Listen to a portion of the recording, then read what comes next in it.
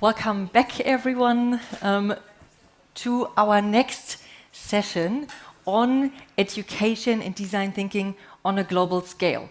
But it's actually much, much more than that, because it's also the launch of the second part of the Global Design Thinking Festival, the Global Design Thinking Challenge. More specifically, we are going to be looking at the topic of sustainable learning in schools. No matter where we are located or where we have lived throughout our lives, all of us have faced certain educational challenges, maybe regarding access or quality or policies. And we urgently need new innovations, skill sets, and approaches to equip students from today to shape today's and tomorrow's world. So that's why the HPI D-School has taken initiative here. They have started the Global Design Thinking Challenge, and they've partnered with 11 institutional members of the Global Design Thinking Alliance from all around the world. What they've all together created is a creational learning format for more than 400 students worldwide who have the opportunity to create innovative ideas and solutions in the educational space in September and October this year.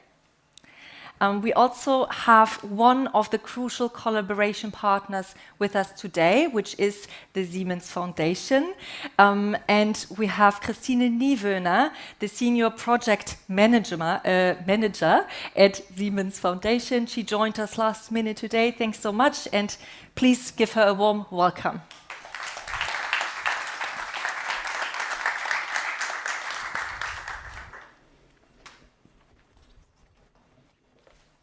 Hello, and thank you for the invitation and the opportunity to contribute to this meaningful conference. My name is Christine Niewöhner. I'm a Senior Project Manager at the education team of the International Foundation Siemens Stiftung. Unfortunately, our CEO, Dr. Nina Smith, who was supposed to take in this session, has caught a severe cold overnight, so she was not able to come here, and I'm jumping in on behalf of her, but she's sending her warm greetings and deep regrets that she couldn't make it to Potsdam today. It's exciting to be joined by so many of you, on-site and digitally. Education as a global challenge is the topic of this panel, and it involves many different local challenges requiring new approaches in education. As an international foundation, we are naturally committed to addressing global challenges, while the approach in each context is local. One of our focus regions is Latin America. And I'd like to share with you a concrete example of a local approach to a global challenge like climate change that emerged within our Design Thinking in STEM project in Chile. We have trained, together with collaboration partners, teachers to apply design thinking in their STEM classes and tackle global challenges as suggested by the SDGs. One school in San Felipe, a small community in Chile, identified forest fires as a local challenge in the context of climate change. To really understand the problem, they invited the local fire department, geographers and forest experts, and led interviews with them. The students were then split into teams and tasked with developing solutions which they presented to the school community and to forest authorities. Some of the solutions were even realized, like an interactive book on forest fire prevention for preschoolers. And even though the focus in these projects is on the learning experience during the process, these solutions make an important contribution as well to the learner's confidence. And this collaborative work is not only encouraged among students, but also teachers have organized themselves into professional learning communities, frequently exchanging their experiences and ideas within their networks in Latin America. Such examples just make it extremely clear how creativity, empathy, and collaboration are important components of the contemporary education approach to navigating the ever-changing realities among us. That brings me to the point: if the problem is on a global level, then the response needs also to be on a global level and to be joined up. And this is precisely what all of us are trying to achieve through the Global Design Thinking Challenge. It absolutely delights us to be part of this first of its kind exciting challenge on an international level. The very fundamental of design thinking, we have heard it, is collaborative and user and human-centric. And this challenge provides a dynamic platform for you as participants from across your different locations with equally diverse challenges to come together and work in dynamic groups to share your ideas and best practices. We can already imagine the energy and the excitement and are curious to find out what you're going to come up with. I gather some among our audience members belong to the learning community. Our current times demand a lot from you and from teachers in general. With our ever-changing realities in terms of climate change, digital transformation, and to add to that the pandemic, the demands for teachers are innumerable. And you are also faced with skill shortages, but expected to prepare students with 21st century skills. Given our current challenges, shouldn't we take an approach that allows us to foresee the future with 4 C's of learning? Critical thinking, creativity, communication, and collaboration come into their own in classrooms where children can move around freely. We heard about the importance of room to engage with content and their classmates. Students and teachers take an inquiry-based approach, observing and responding to real-life situations around them. As you might be aware, Siemens Stiftung has committed to enhancing high-quality STEM education in its focus regions. STEM integrates all 4 disciplines into a cross-curricular program that offers instruction in real world as opposed to purely academic applications and teaching methods. The design thinking approach is particularly well suited for STEM lessons. This is because it promotes interdisciplinary working groups, often a component of contemporary STEM teaching anyway. High-quality STEM education prepares the young generation on meeting the challenges of our times and understand interconnections like climate change, health, digital transformation, and energy supply, all topics based on STEM subjects. The working methods typical on the natural sciences, such as discovering, exploring, and experimenting, are transferred to the classroom. Therefore, students are familiar with the ongoing crisis and get a head start in building future skills early on in their student life. STEM topics like clean water or sustainable energy production can be made accessible and tangible with the design thinking methodology. For example, introducing students to a concrete problem provides the user's perspective, therefore creating links to everyday life where learners' creative solutions often provide breakthroughs in the local context.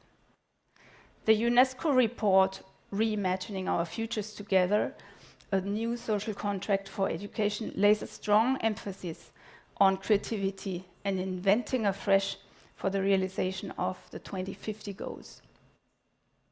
At Siemens Stiftung, we introduced design thinking as an innovative teaching and learning methodology in STEM classes across Latin America and in South Africa.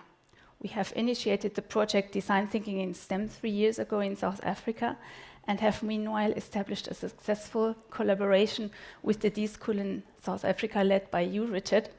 And I think you will agree that the application of design thinking in schools has been a very meaningful approach for both of our organizations. We're currently getting ready to train STEM teachers in Germany, together with you, Uli and Claudia, and the HPI D-School in Potsdam, and are very happy about this collaboration as well. We have integrated thematic framework from the UN Sustainable Development Goals, including health and well-being and climate action. Here, we work to develop tangible solutions for such complex challenges at both the local and global levels.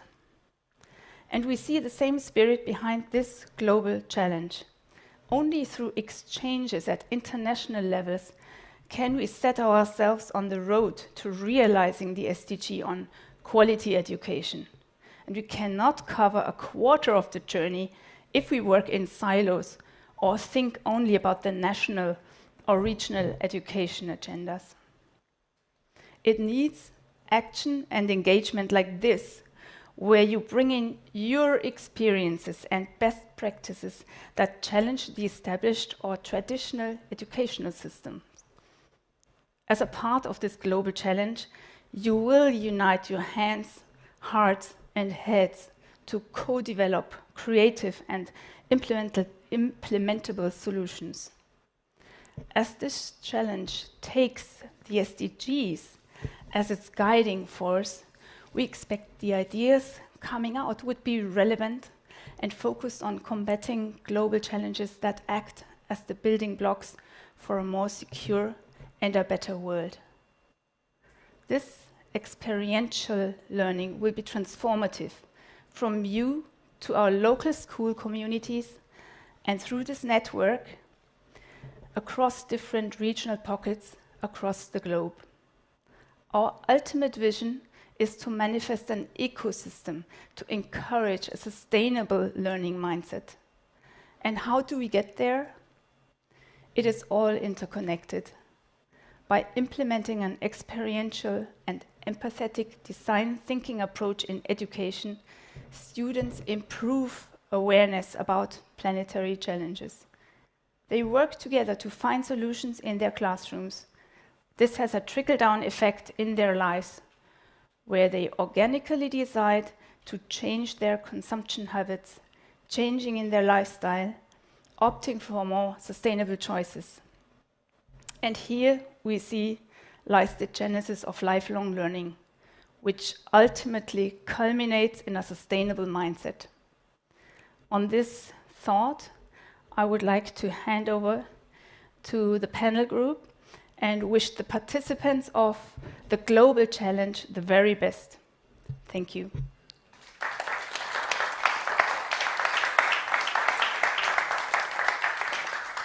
Thank you so much, Christine Niewöhner, especially also for joining last minute and for sharing all of these inspirational words.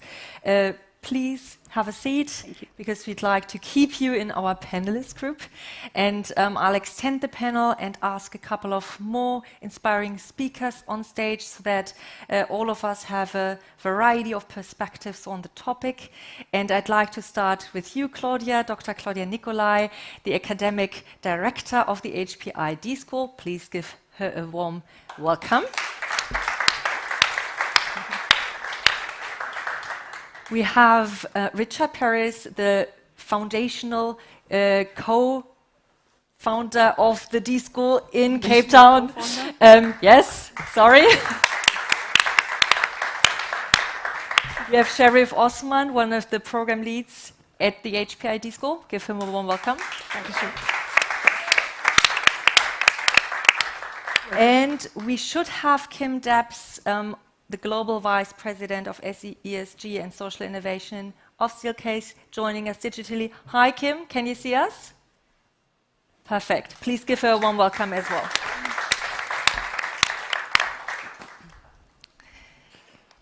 So with this panel, we'll start a bit differently. We will start with an initial round of statements. So each of you has a couple of minutes to share your perspective on the topic. I'll just give a mini introduction first. So starting with you, Claudia, for all of you maybe joining digitally who haven't been in the panel before, Claudia is the academic director of the HPI D-School. She is responsible for all educational programs, collaborations with partners, and the research activities at the HPI D-School. So we'd like to hear your perspective, of course, on the topic of design thinking and education. Yeah, thanks a lot. And also, first of all, thanks to you, Christine, for sharing your thoughts from also the Siemens Foundation on that. Because I'd like to connect my initial statement to also what you have been initiating together with the D-School in Cape Town and also now continuing to do with us. It's actually about being sustainable. And I loved the last statement or sentence you made about being able to make sustainable choices. And for me, when it comes to like design thinking, education in that environment, it's about that. Because when we started to also figuring out like how to establish a new format learning in schools around that topic, it was astonishing to realize how many people did not know that there are sustainable development goals or that SDGs stands for sustainable development goals and what's also in there. So therefore, even they address on a value level really like the vision of a planet and us as human beings being able to live in that, nobody really knows. And then it's about making them relevant. And but making them relevant means something else in different cultures. So if we look at some of them, not only the quality of education, that by the way, I would love to be seen reframed as quality of learning, what does access to education for that specific or learning means in different environments? There is clean water, there is no poverty, there is no hunger, there is decent infrastructure, and in every local context that means something different.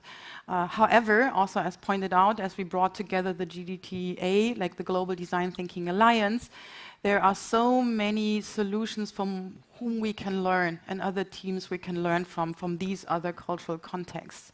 Because we're pretty familiar with our own. Even though if we are like very empathetic, it's quite hard to really like feel like a pupil going to school on a different continent. Honestly, I have to say I have my limits. I mean, I can imagine, but I can't really empathize. I don't know how it feels to be in that situation with also career choices that might come up. So therefore, for me, design thinking is, for me, maybe that lingua franca that helps us to bring also learners, educators together in a very simple manner by just, also as highlighted in the keynote, by coming back to a couple of very important activities like being close to the ones you're going to design for, so learner-centered learning design. And then create ideas, learn from these ideas, be able to scale them up. So that's for me kind of where we are at. And it's kind of in terms of looking at the whole scope, this is what we want to, but maybe we need more than 5 years to really get there. So that's really my point. We can help people grow, and that's something we hope to further ignite also within this constellation, by the way. Mm-hmm. Thanks so much, Claudia. Yes, you may applaud. You don't have to. I think we want to discuss. What I'm taking away, what I find quite interesting is this notion of learning-centered learning design, and also the fact that design thinking can create a ground for like just creating a common language somehow and creating this common ground for learning exchange. I think that's quite crucial when it comes to design thinking in the educational space. I'd like to continue with you, Kim. I hope you can still see and hear me. Yes. So you are the Global Vice President of ESG and Social Innovation at Steelcase. And you lead transformational change projects globally. You help leaders, communities, and organizations to create a more inclusive world. So we hope you can share maybe a couple of insights on how to create learning spaces. Yeah, thank you so much for having me. And I appreciate the opportunity. There is a bit of an echo, so I'm going to try to get through this one. Um, for me, you know, when I think about my title, about the work that we're doing, a lot of times people see that first, and you see kind of the work that we do at the corporate level around helping people do their best work. But at the heart of this, at the heart of these types of conversations, really, to me, especially coming out of the past 2 years of COVID, the past 2 years of loneliness, the past 2 years of disconnection, is how do we start to create cultures where students around the world have equitable access to opportunity? And to me, the future of education is one of the biggest equity issues that we're going to have in our lifetime in the future. And what can we do to start designing environments, learning experiences, where when you add in culture, process, tools, and space, you have a recipe for anyone to participate. And I think about that, you know, before I came to Steelcase, I was in the nonprofit sector. I was in educational policy for decades. And one of the organizations that I run was really focused on students in schools and education, learning in the urban core in the Midwest. And so often people saw the narrative around a student, but not the student themselves. And this is where design thinking absolutely changes everything. And when you're working within an under-resourced community, I always like to point out that we're all born with gifts in the world.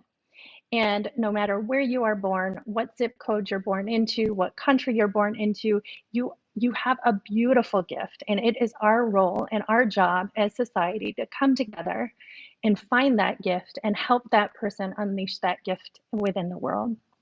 And design thinking is a beautiful way to provide access and equity to find those gifts and share those gifts. And coming out of COVID, we know that the divide is growing within learning and education.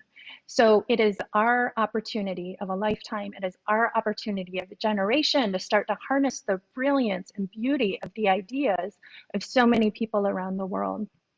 I really appreciate the fact that when people come into learning spaces like you have there, like we have here at Steelcase or other places, we know that a process like design thinking can help give equitable access to opportunity.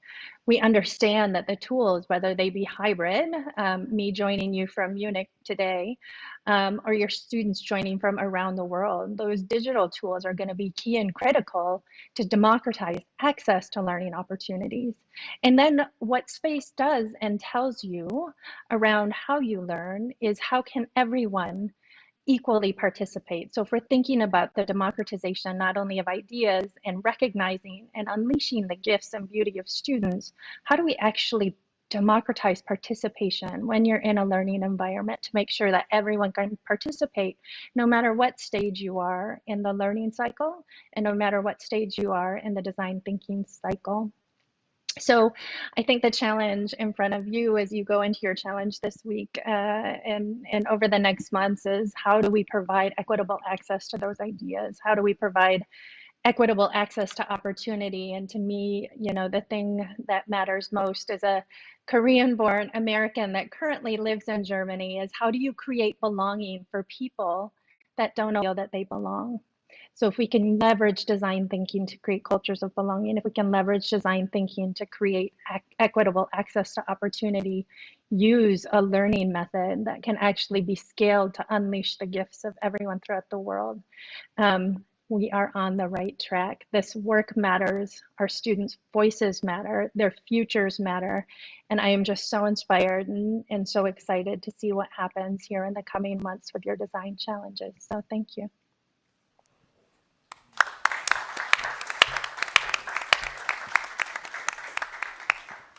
Thank you so much, Kim. I'm quite inspired by this quote of design thinking can help people to discover their unique gifts, and it can also help to create equitable access to opportunities. I hope you continue a bit later on to give a couple of examples maybe and share some more insights in that area. Thanks. So next, I'd like to chat with you, Sherif. So we've met actually in Cairo. That was your first initial touch point with the HPI D-School. We hosted a workshop back then over there. You worked for the American University in Cairo, and you got infused by design thinking right away. And later on came here, first as a knowledge manager, and then you became a program lead. You're now also a program co-lead for the Global Design Thinking Challenge, and we hope that you can give us some insights into the program design. Yeah, I would love to.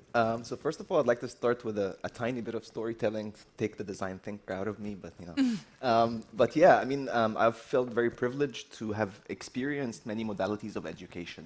So starting from state schools in Cairo in the 80s when they still had corporal punishment, to internationalize the British curriculum in Kuwait, to traveling and experiencing liberal arts education in the American University in Cairo, and then finally going to a research-based university in the UK. And in all of those, I didn't find myself as a student, and I was very critical of the institutions I was in. And I worked in computer science for a while, and during that time, a friend asked me to go teach their primary school classroom about databases. And that was a very transformational moment for me, because I realized that there was a lot more to doing a job than just earning money. And working in that school setting was very inspiring. But when I went into teacher education then to try and become a teacher and worked in state schools in the UK, I realized that things weren't different to those students that I'm teaching than it was when I was a student in Cairo. And that was really disappointing for me. So I tried to explore more, and I looked into things like team-based learning, cooperative learning, and was inspired and felt I was making big change. The revolution kicked off in Egypt then, just as I finished my Master's of Education, so I went back to Cairo to try and refit myself there as an educator, and was also lucky to work in a think tank that was looking at new or re-envisioning the educational policy. And again, at that time, I felt that we've hit the wall, right? People were still talking about the same problems, the same issues that were highlighted when I was a student in school. And it was around that time that a colleague of mine introduced me to design thinking. He'd just come back from a workshop from the US, and he told me to trust the process, and I hated that, right? That really, like, why does it work? And I spent a lot of time trying to explore that, read that, and a few colleagues in AUC had actually heard of this and started to mentoring me on this and gave me a lot of material to get into and read until we eventually co-designed this creative thinking course, which was mainly built on design thinking. I met you guys, and then I came over here because I was inspired by the way it was working and really a next level of how people were working together. And being at D-School, I felt very inspired because as someone who worked in faculty development, you can see the dread on faculty members' faces when you try to ask them to shift to an experiential learning approach or a project-based learning approach that needs a lot of change from their side to fit into their system. And then coming here, realizing that you do team-based, project-based, experiential, work-based with real companies, there's no summative assessment. I was like, wow, this is like the place to be for educators. And then the pandemic hit a few months later. So then there was a question of how do we take that experience and all these great pedagogies into a virtual setting. And then again, there's a moment of realization that we still don't really know. Like, we still have to take this iterative approach. And the biggest learning was to co-design and engage with students and other stakeholders that really inform us on our blind spots. I think we've pulled off a couple of really great virtual semesters, but of course, virtual isn't always the best.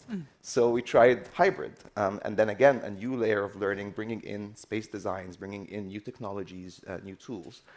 So for me, I was really honored when I asked to co-lead and co-design the GDTC, because it wasn't just about doing what we do, but it was about providing a blueprint or a platform for other D-schools to feel empowered enough to create their own program, that it runs in parallel with us. We're all tackling the same global challenge. We all want to share the impact and insights that we're gaining from different cultures and contexts in order to hopefully put together a new thought process for education stroke learning. So that would be my 2 cents to share at the start. Great, thanks so much, Sherif.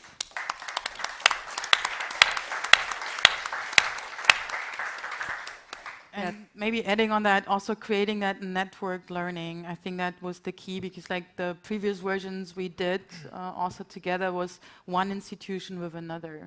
But here, like also being in that network, so it really means to learn from those different cultural contexts. So it's Egypt, it's South Africa, it's Chile, it's Ecuador. So it's completely different also setups in terms of where, first of all, design thinking, but also education is. And for us, it's also really an honor to be part of that network. Yeah, it sounds very, very unique and inspiring indeed, just to have like all of these different cultures and educational institutions come together. I can't wait to see how this goes and what we'll have at the end of it also. But you will see that, Richard, at the UCT in Cape Town at the D-School. You are the founding director of the HPI D-School in Cape Town. Last time we saw each other, we were collaborating on the build-up of the D-School in Cape Town a long time ago. Nice to see you again. There's been a very strong collaboration going on between the HPI D-School in Potsdam and the HPI D-School in Cape Town from the very beginning. Now you're also partnering for the Global Design Thinking Challenge. And at the end, there will be some selected teams who will be presenting their ideas at the DCON Festival, which is going to be taking place at the D-School in Cape Town in October this year. So maybe you can share a bit your perspective on the topic. Yeah, absolutely. And thanks for inviting me to be here. It's nice to come back here after 4 years ago. This building wasn't here when I was here last, so but neither was the building that's in Cape Town. So there are lots of buildings been going on whilst everybody's been in COVID. But absolutely, the opportunity we have here, and also really thanks to the team here that's been putting together, and Siemens Stiftung for supporting the program, for us to do this at a global level, with the diversity of all the different schools out there, of which we're one of them in Cape Town, I think is a massive opportunity. One of our biggest, I think, lessons learned and observations in the last 3 or 4 years of being in Cape Town is that the design thinking traditionally has been around the diversity of disciplines coming together. To get engineering students working with a law student, working with a social science student. But in South Africa, we have such diverse culture that we found that our student teams that would come in, that actually the innovation would be enhanced because of the diversity of the culture you would find in the groups. So you would have students from very different backgrounds working together. And that, together with the disciplines that they were learning, just sort of took things to another level. And I think this program here takes it even to another level, where you've got students from all over the world, some of them in diverse global teams themselves, looking at this problem from their context. And I mean, just as an example, I was looking at some stats from South Africa. So we've going to have 2 teams working on this project, and this will be very different to perhaps teams in other regions. South Africa has the most unequal society in the world, which leads to the most unequal educational system in the world. We have, one of the stats I was looking at was, between 15 and 24, we have over 60% youth unemployment. Right now, we have what we call stage 4 load shedding, which means 8 hours of the day there's no power. And this happens at various intervals during the day. And so the context is just so different to what other students in other regions might be experiencing. And so what is going to be so interesting and exciting is to see in 2 weeks' time, when the students present their ideas, how different they are, or perhaps the commonalities. I don't believe there'll be one size fits all. I think it'll be very interesting to see if there is some common DNA or sort of foundation, a theme which has come through, which we can build off. But I think every team is going to come up with some very unique solutions based on their context and their cultural sort of circumstances. What will be very interesting to see is how we then take that forward. and what we do with that information. And so all the student teams that are watching, I mean, I'm super excited. I know you guys got a lot of hard work. I don't know which camera to look in or not. But very, very exciting to see how these students, who have already, most of them, got a foundation in design thinking, so they're now going to go to the next level. It's really going to be about looking at this problem and bringing in their worldviews and seeing where we come out in 2 weeks' time. Very exciting. Thanks, Richard.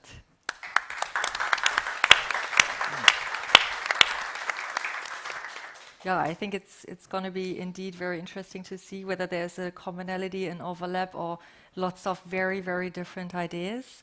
And thanks also, Richard, but also to you, Sherif, for giving a bit of an insight into entirely different cultural contexts as well.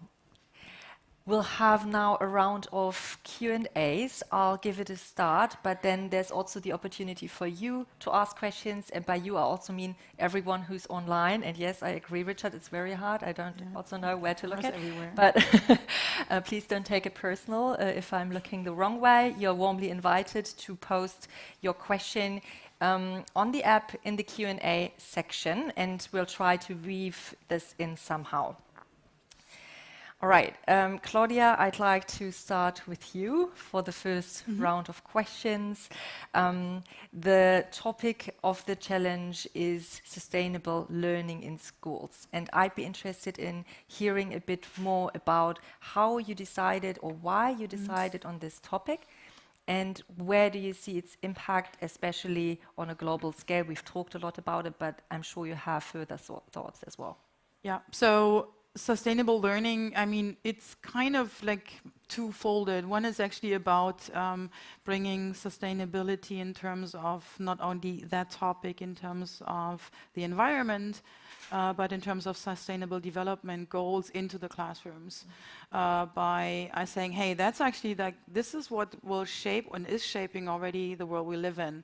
And if we don't address those problems all together, we're not going to be able to create a world we really want to live in terms of also then again coming back to the environmental aspect, carbon footprint, etc. We now see everything with war going on in Ukraine, energy deficits, and so on and so on. So this is actually like trying to be bold and say that goes even beyond saying we just have to bring together a math teacher and a history teacher to start working together. So how can we really try to challenge that? And that's kind of also kind of the global impetus that we'd love to bring in there.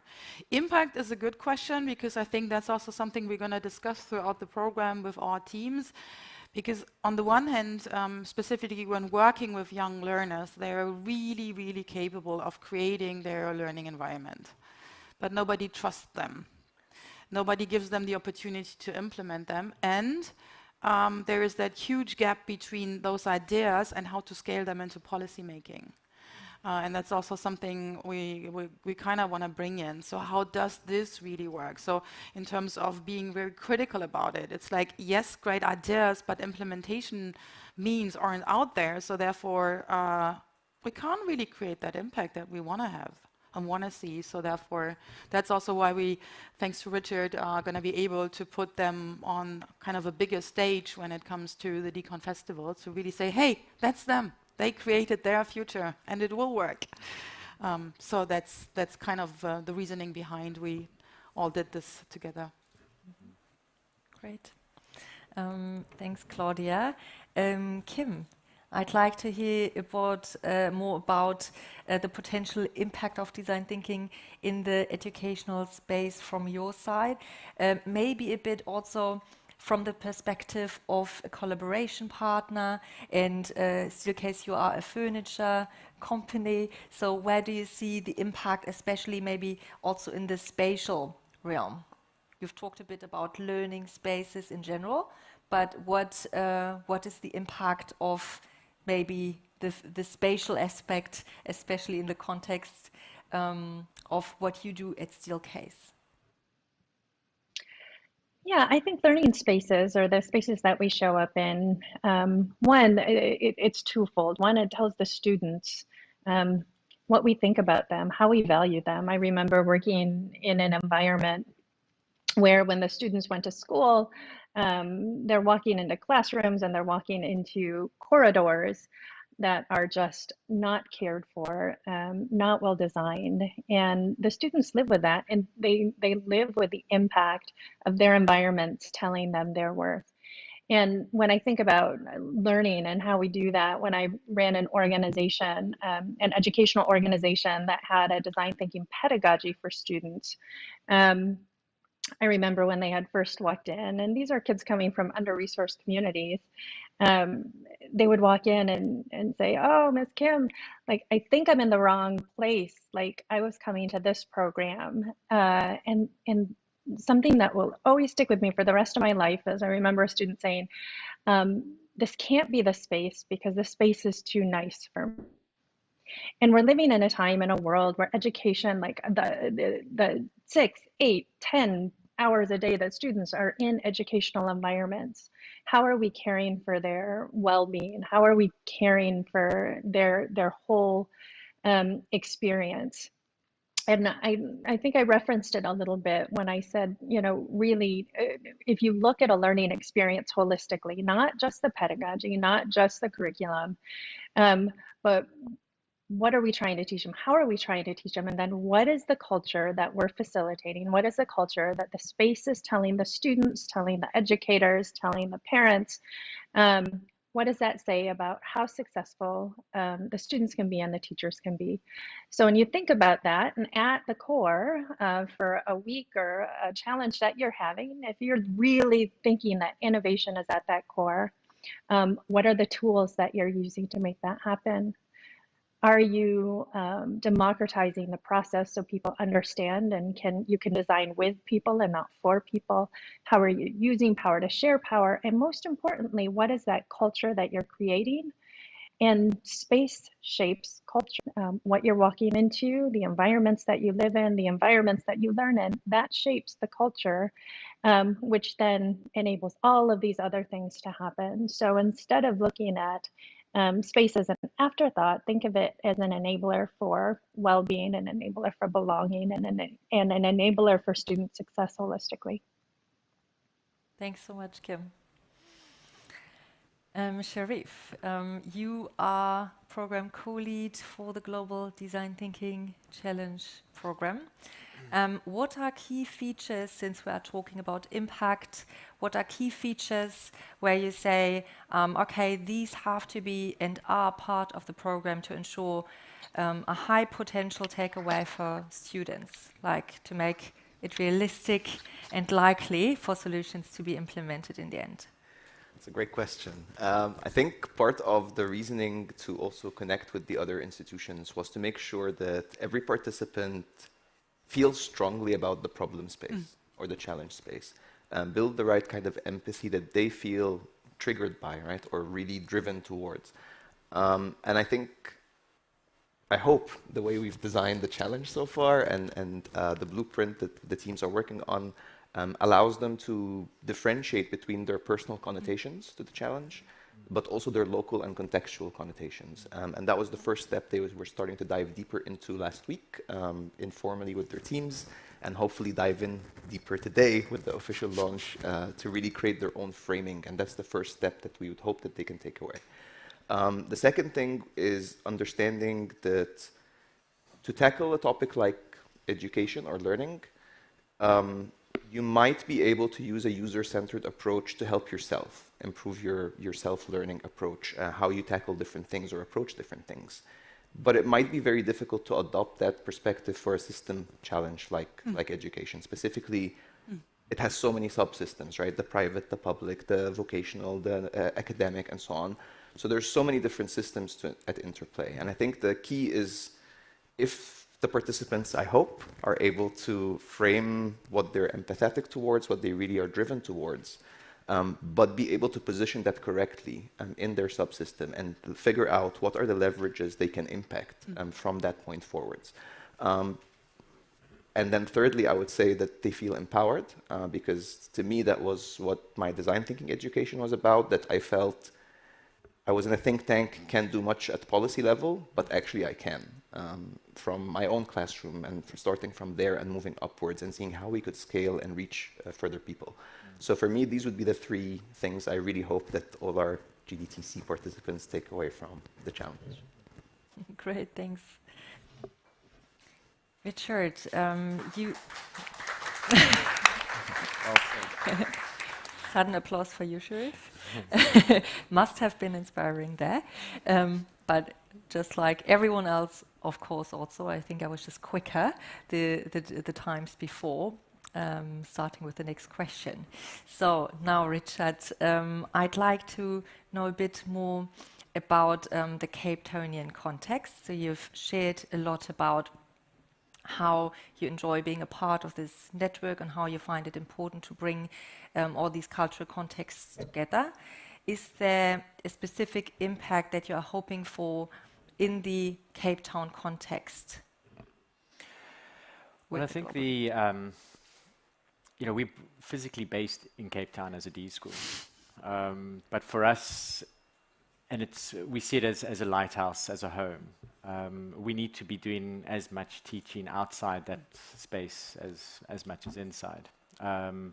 And so I think for us, the University of Cape Town is our academic host. We're based in Cape Town as the city, but certainly the work that we do there needs to span way beyond just the city, way beyond the university and the schools in that area and the city, but also into South Africa and Southern Africa, and in some ways the rest of Africa. And a big part of the Decon Festival in 2 weeks' time is also going to be inviting other academic institutions from across Africa to come and join us at the conference, so we can start to build that network across the continent and practice and in the teaching and learning of design thinking, both at university level as well as also down at school level. And for those individual institutions to find their own meaning of what design thinking is in their context and in their culture.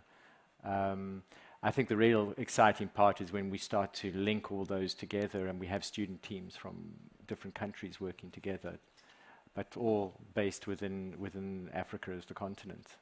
I think it's a really exciting dialogue and ideas that could stem from that. We get a little bit of that from the university already. Being the leading university in Africa, we have a lot of international African students coming in, so we have a lot of that diversity, and coming into many of our programs at the D-School, we have probably about 25% of the students are from other African countries, and it's wonderful for them to be able to be exposed to those sorts of teaching and learning environments.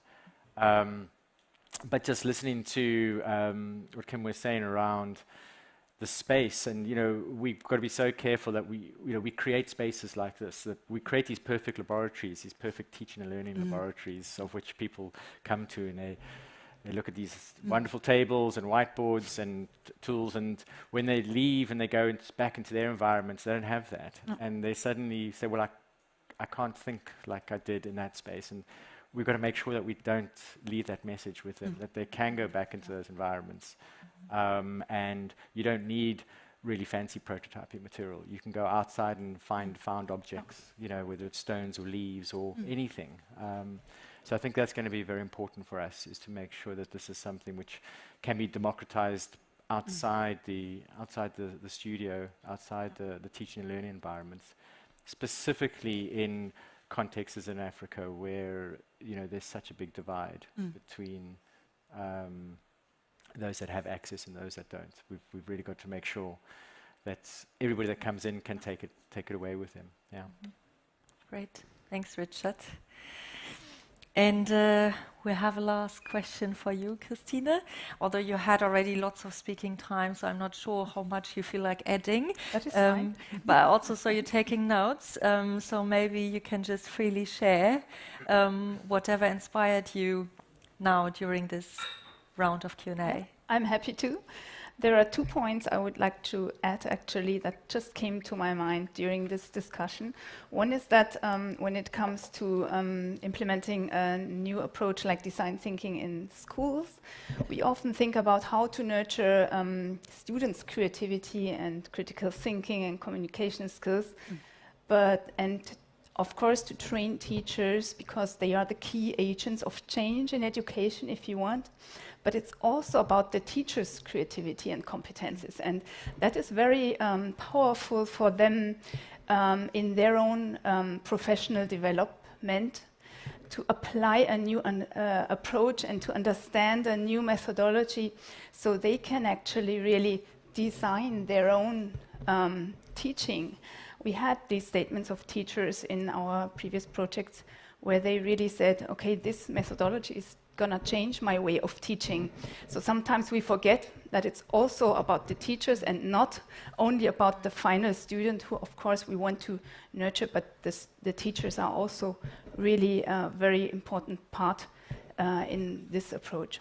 And the second thing is that yes, no one of us, not a student, not a teacher, can reach out to really this big change in any education system. And this is why networks like this here, but also like cooperating with policymakers and understanding the student needs, and then addressing teachers and collaborating in international networks is so important to get really a change in an ecosystem. So once again, we are really happy to be part of this network and Global Design Thinking Alliance Challenge. And yeah, this is just something I wanted to add at the end of this panel. Thank you. Thanks so much, Christine. Thank you.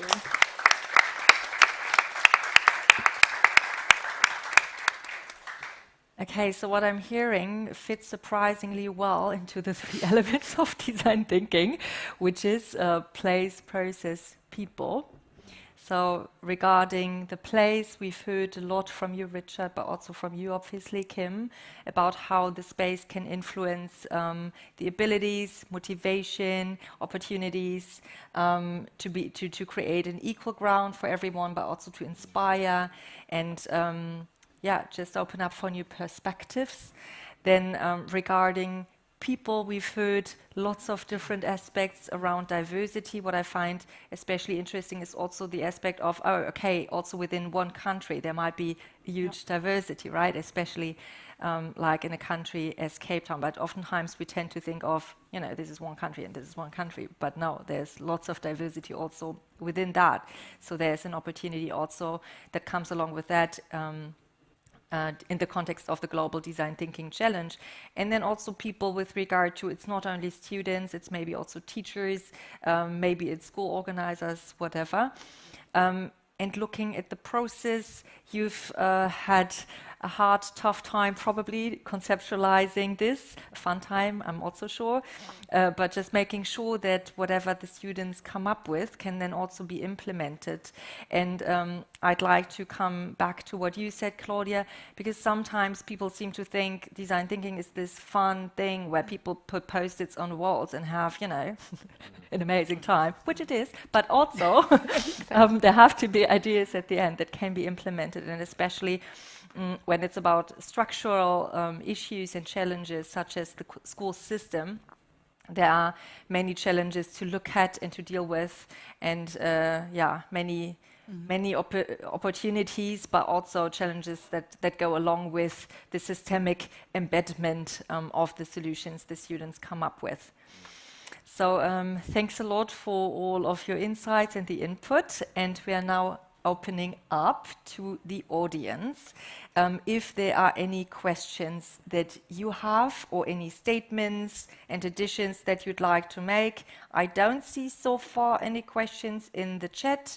Again, just in case maybe people haven't heard, for anyone who's joining online, feel very welcome to post questions in the Q&A channel online.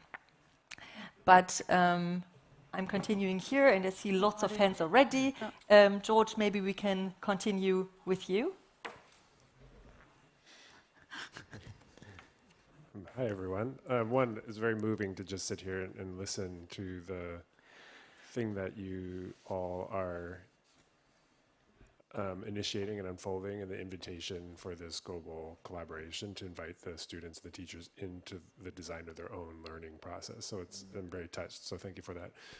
Sherif, is that how you pronounce your name? Something you said, I think I want to ask a question of all of you. You said something like you had the gift of being able to experience very many different modalities of learning, but never along the way you found yourself. I suspect somewhere along the way recently you have found yourself.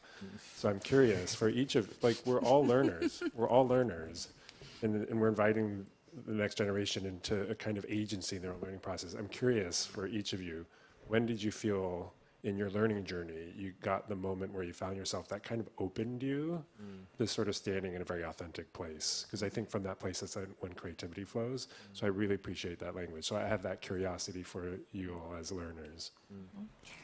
Thanks so much, George. My suggestion is I'll take notes of the questions as we have 6 minutes left and take a couple of questions and then answer them all together, if that's fine. Perfect. Yes, this was a very beautiful presentation, and I really liked what Kim said about the space, that a beautiful space brings out the gift of our beauty, or the beauty of our gifts.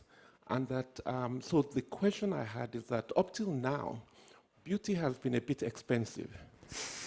To have sustainable beauty, in which the products we're using to create beauty becomes a really big challenge. But we've never really made beauty an objective. We've kind of, we have it in the fashion industry, but as to learning and bringing out one's gift, which is one's beauty, it's just very interesting what you said. So I think following, thank you.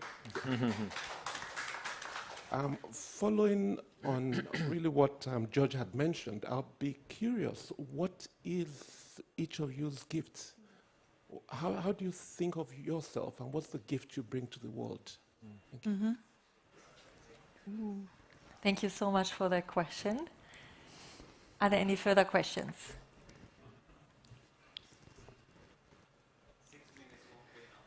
No. Okay, you can use the networking break then, I guess, for further questions.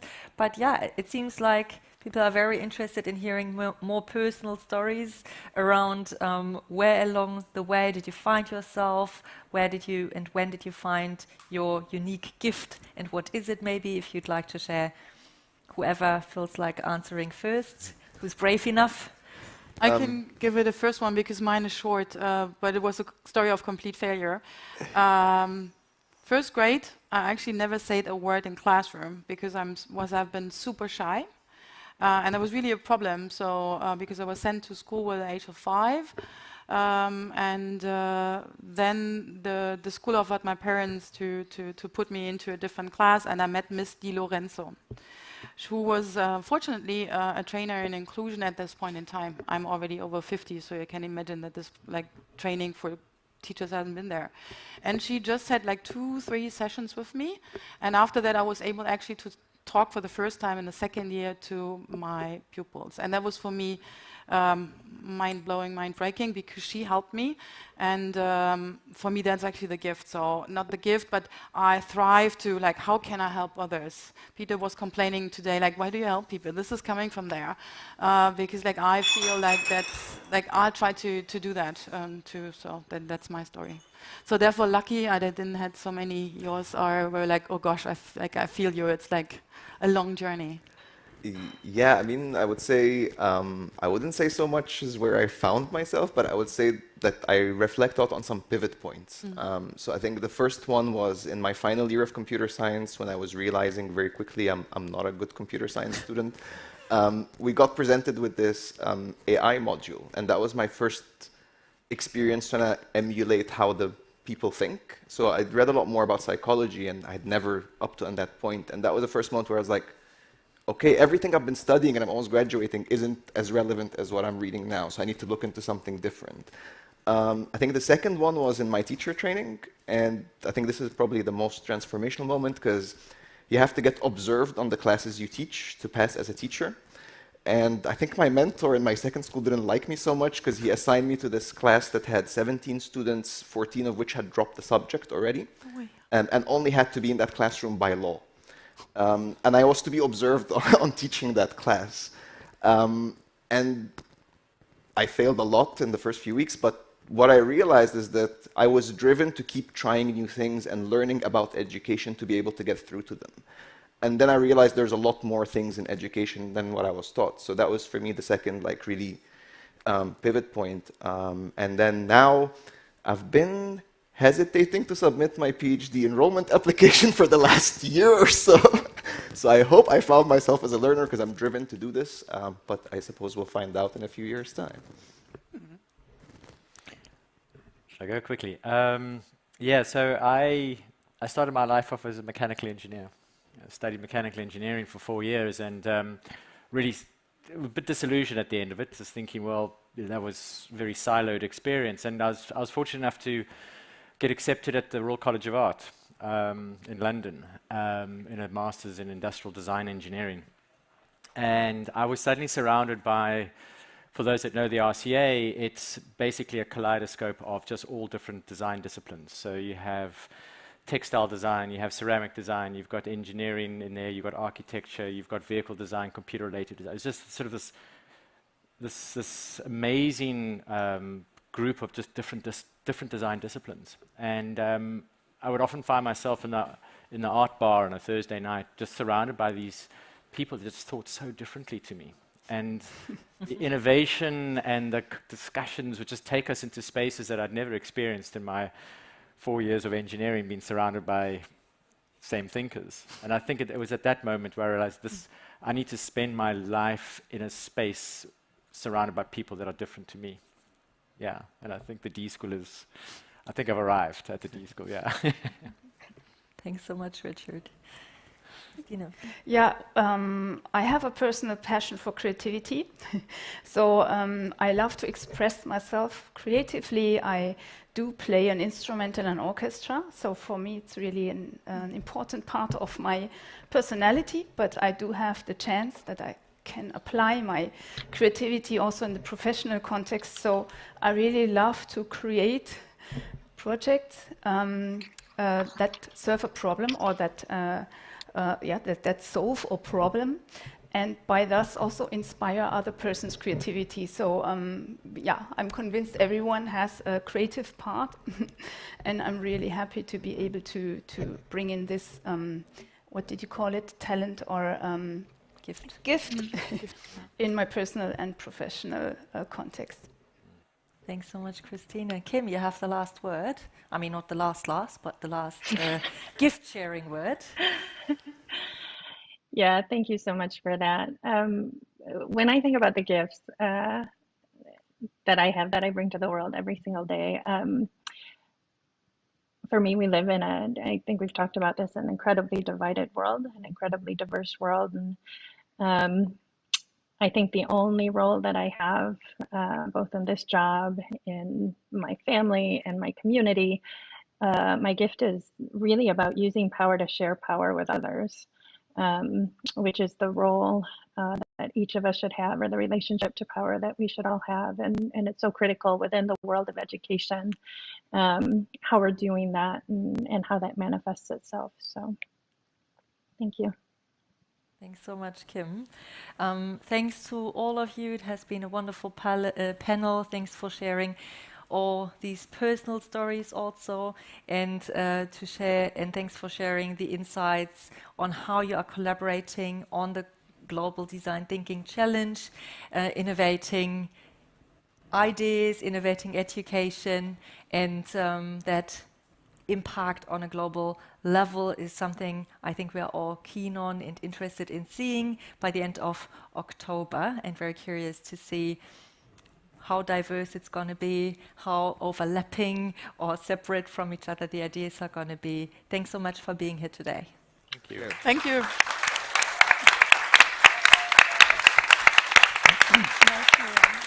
Well done for getting it off the ground.